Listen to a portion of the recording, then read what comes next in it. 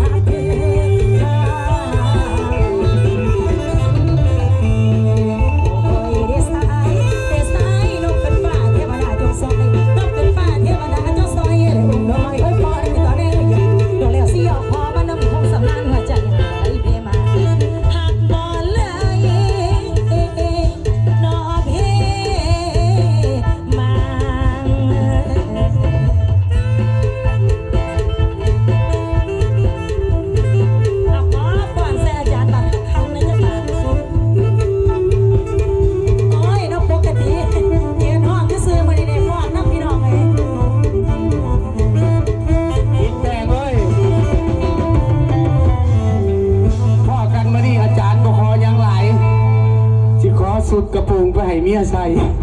สุดยอดเลยเป็นตาสิได้ลูกอยู่ 2-3 คนโอ้มันสุดยอดเลยเนาะ อาจารย์เอาสุดไปใส่แล้วว่างามก็ได้อยู่ได้แต่ว่าอย่าหลงเอิญซื้อพิษได้เอิญซื้อพิษนี่เป็นเรื่องไม่ผู้ใดก็ย่านปากเซ่เพราะมีถีบอยู่ ขอบใจอาจารย์บุญอยู่เนาะขอบใจพี่น้องตบมือสวดๆให้อาจารย์ในเด้อตบอีกบานนึงเพื่อมาละมินแตงในเด้อ